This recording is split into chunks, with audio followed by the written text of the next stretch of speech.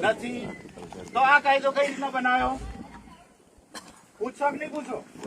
પણ ક્યારે? આપણને ખબર હશે ત્યારે વાંચવું પડશે પેલા. એ પેલા પૂછો.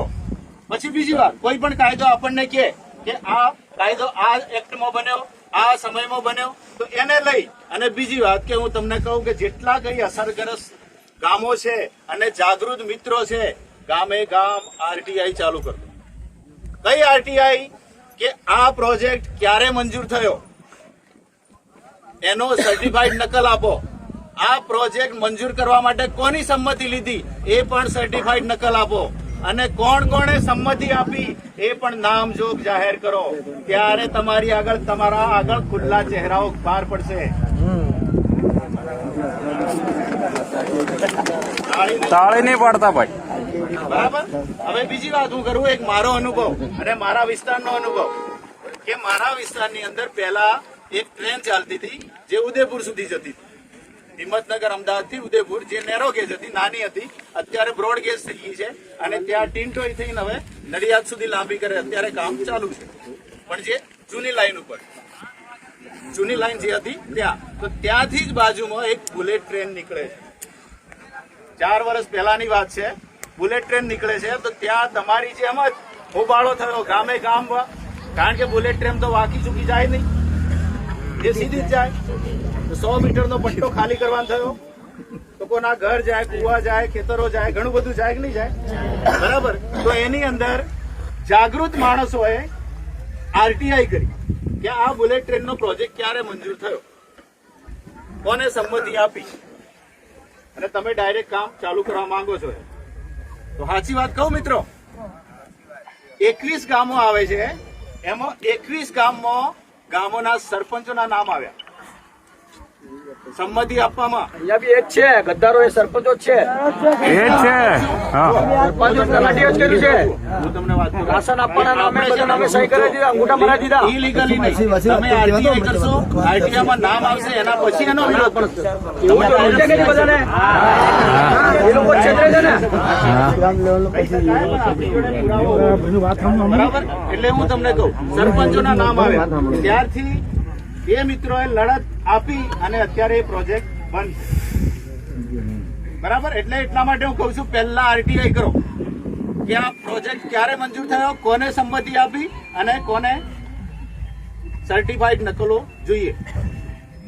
બીજી વાત, ગામે ગામ જેટલા અસરગ્રસ્ત ગામો છે એની અંદર રૂઢિગત ગ્રામસભા થવી જોઈએ. અને દરેક ગામની અંદર ઓછામાં ઓછા 10 યુવાનો બોલી શકે, લડી શકે અને અધિકારી સામે ફાઇટ આપી શકે એવા 10 યુવાનો તૈયાર કરો. અને આ જે દસ્તાવેજો છે એમના હાથમાં પકડાઈ દો. એક એક મુદ્દો, એક એક આર્ટિકલ, એક સુપ્રીમ કોર્ટનું જજમેન્ટ મોઢે હોવું જોઈએ. એક વેદાંતા જજમેન્ટ, એક સમતા જજમેન્ટ અને એક થાંજલાનું. અત્યારે સાંજે જ મેં પોસ્ટ કરી હતી ગ્રુપની અંદર, એની પણ પીડીએફ કાઢી લો. એક જજમેન્ટ છે જમીન બાબતનો, આપણે 16 ડિસેમ્બર 2002 નું, એની પણ પ્રિન્ટ કાઢી લો અને એ પણ વાંચી અને સીધી ફાઇલ અધિકારી સામે આપો. કોઈ આપણે ઉગ્ર થવાની જરૂર નથી. કાયદા સામે કાયદાથી જ લડવાનું, તો બધું જ થશે. બધી રીતે આપણે પરિણામ મળશે.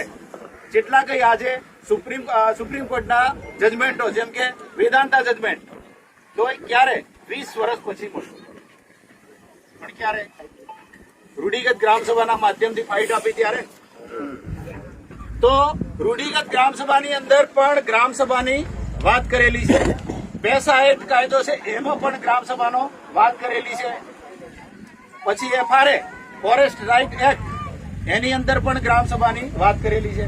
તો તમે ગ્રામસભા એટલે ભલે 75% માણસો ભેગા થાવ, 25% આમથી આમ રખડે, કોઈ ફરક પડતો નથી.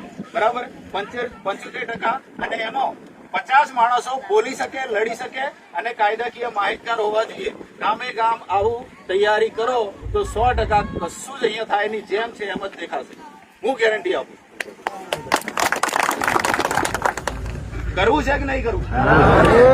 તો આ પ્રમાણેની તૈયારી હોવી જોઈએ. મને કોઈ બીજું ફાવતું નથી. તમે ગમે ત્યારે બોલાવશો, ગમે તે અનુચ્છેદને લઈને પૂછશો, ગમે તે સુપ્રીમ કોર્ટને લઈને પૂછશો, ગમે તે કાયદાને લઈને પૂછશો, તરત જ તમને જવાબ આપીશ અને માહિતી પૂરી પાડીશ. પણ આપણી તૈયારી હોવી જોઈએ. દલાલગીરી આપણને ગમતી નથી. બરાબર, જો જમીન બચાવી હોય તો. એટલે આટલી વાત કરવી પડશે. અને આ અહીંયા દાદાઓ છે જે જાગૃત, જે મારી સાથે જોડાયેલા છે, અહીંયા લગભગ મને ખબર છે ત્યાં સુધી એક મીટિંગ કરી હતી આપણે ભાટીવાળા, બરાબર, 2-3 વર્ષ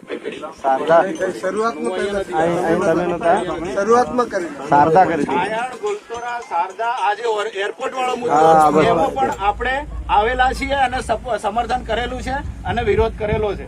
અને ત્યાંના સ્થાનિક જાગૃત માણસોને મેં સપોર્ટ કરેલો છે. અને અમારી ટીમ સતત પ્રયત્નશીલ છે કે તમને બને ત્યાં સુધી મદદ કરવા માટે, કાયદાકીય રીતે, બીજી રીતે નહીં. કાયદામાં ક્યાં પણ તમને તકલીફ પડશે તો અમે તમને મદદ કરવા માટે તૈયાર છીએ, પણ આપણે સક્ષમ હોવા જોઈએ. તૈયારી છે તો બધા નહીં? 100%. તો જેટલા ગામમાં બાકી છે એટલી ગ્રામ સભાઓ ક્યાં સુધી પૂરી કરશો? આજથી સ્ટાર્ટ કરો. અને બીજું પેલું આદેશ લાવજો, એક જ કોપી આપો, તમારી હતી.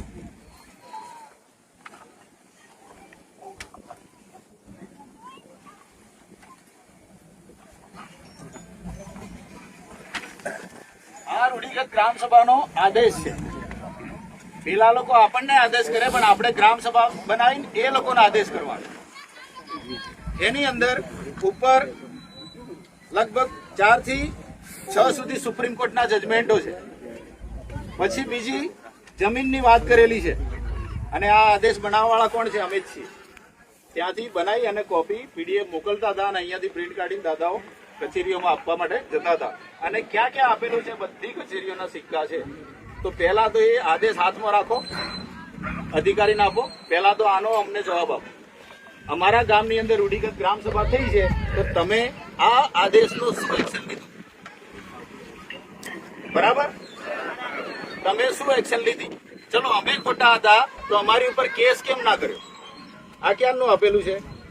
2/1/2025. 2025. તો 1 વર્ષ સુધી તમારી ઉપર કઈ કાર્યવાહી થઈ? તો આપણે સાચા છીએ? લેટર પણ આવે છે ત્યાંથી. કોઈ ગભરાવાની જરૂર નથી. અને ગભરાશો એનું કામ નથી. હું ચોખ્ખું જ કહું છું. બરાબર? એટલે આ લેટર આપણે જે લખેલું છે એ બધું મોઢે હોવું જોઈએ. અને જેટલી કઈ ગામના આગેવાનોની સહીઓ છે પાછળ, પહેલા આ આદેશનો લેટર એટલે લગભગ અહીંયા 10 ગામની અંદર થયેલું છે. 14. એક બીજો કિસ્સો કહી દઉં, અમારા અરવલ્લીનો જ છે કે અરવલ્લી જિલ્લાની અંદર ભિલોડા તાલુકાની અંદર છેવાડાનું ગામ, રાજસ્થાન બોર્ડર ઉપર ગલી સેમ્બ્રો કરીને ગામ છે.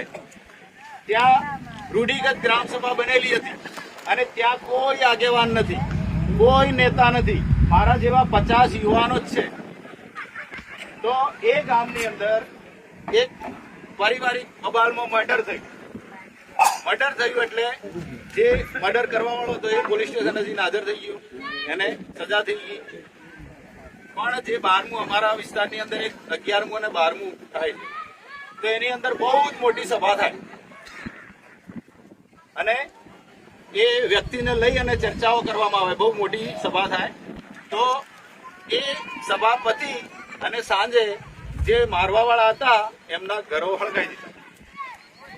હવે સળગાઈ દીધા એટલે જે મારી જેવા ગામના રૂઢિગત ગ્રામ સભાના સભ્યો, યુવાઓ એ નતા ઇન્વોલ્વ, પણ જે વિરોધી માણસ હોય એ લોકોના નામ અંદર નાખી દીધા. એટલે કેટલા નામો આવ્યા? ટોટલ 33 નામો આવ્યા.